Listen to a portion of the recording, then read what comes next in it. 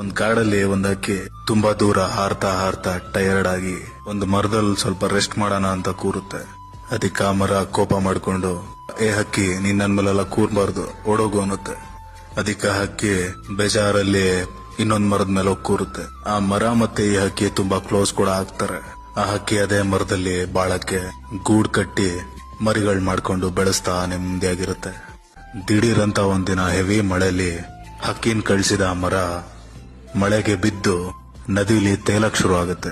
ಕೊಚ್ಚೋಗ್ತಿರೋ ಆ ಮರ ನೋಡಿ ಹಕ್ಕಿ ನಗ್ತಾ, ಆ ದಿನ ನೀನ್ ನನಗ್ ನೆಲ ಕೊಡ್ಲಿಲ್ಲ, ಇವತ್ ನೋಡ್ದ ನಿನಗೆ ನೆಲ ಇಲ್ದಂಗೆ ತೇಲ್ಕೊಂಡ್ ಹೋಗ್ತಿದ್ಯಾ ಅಂತ ಹೀಯಾಳ್ಸುತ್ತೆ. ಆ ನದಿಲ್ ಕೊಚ್ಕೊಂಡ್ ಹೋಗ್ತಿರೋ ಮರ ಹಕ್ಕಿನ್ ನೋಡ್ತಾ, ಏ ಹಕ್ಕಿ, ನನಗ್ ವಯಸ್ಸಾಯ್ತು, ನನ್ ಬೇರಲ್ಲಿರೋ ಬಲ ಎಲ್ಲ ಕಳೆದೋಯ್ತು, ನಾನ್ ಯಾವತ್ ಬೇಕಾದ್ರೂ ಬಿದ್ದು ಈ ತರ ಕೊಚ್ಕೊಂಡ್ ಹೋಗ್ತೀನಿ ಅಂತ ಗೊತ್ತಿರೋದಿಕ್ಕೆ ಅವತ್ ನಿನ್ನ ಕಳಿಸ್ದೆ.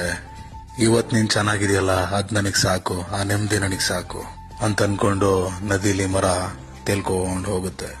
So the moral of the story is, ನಮ್ ಜೊತೆ ಇದ್ ಜನ ನಮ್ ಲೈಫ್ ಬಿಟ್ಟು ಹೋದ್ರು ಸರಿ, ಅವ್ರ ಲೈಫ್ ಇಂದ ನಾವ್ ಆಚೆ ಬಂದ್ರು ಸರಿ, ಅದರಿಂದ ನೊಂದು ದುಃಖ ಪಡೋದ್ ಬೇಡ. ಅದು ನಮ್ ಒಳ್ಳೇದಕ್ ಕೂಡ ಆಗಿರುತ್ತೆ. Think about it.